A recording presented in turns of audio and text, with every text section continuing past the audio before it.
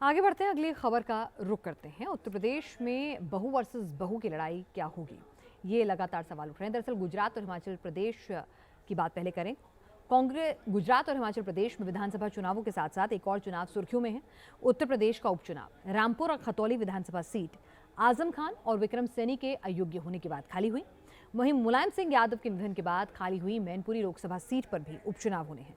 अब मैनपुरी सीट पर जो दो उम्मीदवारों के आमने सामने होने की बात हो रही है, वो मुकाबला बेहद दिलचस्प होने वाला है, क्योंकि यहां हो सकती है बहू वर्सेस बहू की लड़ाई।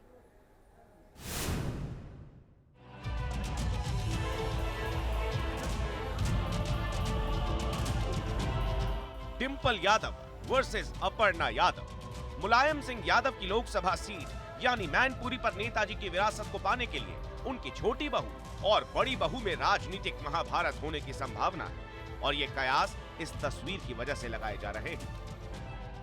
अपर्णा यादव ने गुरुवार सुबह 10:30 बजे एक फोटो ट्वीट की, जिसमें वो बीजेपी के प्रदेश अध्यक्ष भूपेंद्र सिंह चौधरी से मिली। इस फोटो के साथ अपर्णा ने लिखा कि ये शिष्टाचार भेंट थी, लेकिन जानकार इस तस्वीर के चुनावी मायने निकाल रहे हैं। अब ऐसा क्यों कहा जा रहा है, इसे ऐसे समझिए। यूपी उपचुनाव को लेकर 12 नवंबर को मुख्यमंत्री आवास पर बैठक बुलाई गई है। इस बैठक में दोनों डिप्टी सीएम, प्रदेश अध्यक्ष भी मौजूद रहेंगे। इस बैठक में उपचुनाव के प्रत्याशियों और रणनीति पर चर्चा होगी। अब इस बैठक से एक दिन पहले अपर्णा यादव और बीजेपी प्रदेश अध्यक्ष की मुलाकात से कयास लगने लाजमी है। माना जा रहा है कि बीजेपी ने अखिलेश के मास्टर स्ट्रोक का तोड़ निकाल लिया है और नेताजी की सीट पर बड़ी बहू के सामने छोटी बहू को खड़ा करके मामला डबल साइडेड कर दिया गया है। एक तरफ जहां अखिलेश सोच रहे हैं कि डिंपल यादव को नेताजी की विरासत मिलेगी, तो वहीं अगर अपर्णा चुनावी मैदान में उतरी तो नेताजी के नाम पर ही वोट मांगेंगी। एक तरफ डिंपल को खड़ा कर समाजवादी पार्टी यहां निर्विरोध चुनाव जीतना चाहती है, तो कहा जा सकता है कि बीजेपी अपर्णा को टिकट देकर यह एजेंडा सेट करना चाहती है कि नेताजी के जाने के बाद समाजवाद की राजनीति सिर्फ अखिलेश की विरासत नहीं है। मैं नेताजी से कोई विमुख नहीं हूँ। मैं उस परिवार की बहू थी, बहू हूँ और बहू रहूँगी।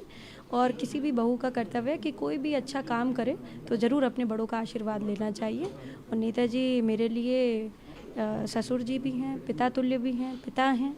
तो मैं यही कहूँगी कि मैंने उनका आशीर्वाद लिया। भारतीय जनता पार्टी ही फिर से सरकार बनाएगी, ये मुझे दृढ़ विश्वास है और ये हमारा संकल्प है।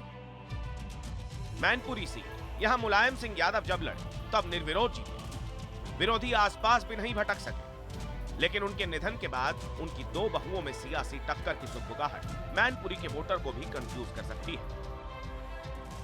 उपचुनाव में पहले ही समाजवादी पार्टी को दो बड़े झटके लग चुके हैं। आजमगढ़ में बीजेपी की दिनेश लाल यादव निरहुआ ने जीत दर्ज की, जबकि रामपुर में बीजेपी की घनश्याम लोधी ने भी जीतकर सपा के गढ़ को भेद दी। इन दोनों ही सीटों के बाद अब समाजवादी पार्टी के लिए अभेद्य किला मैनपुरी ही है। लेकिन अगर अपर्णा मैदान में उतरी तो यहां भी उलटफेर हो सकता है। Team news nation.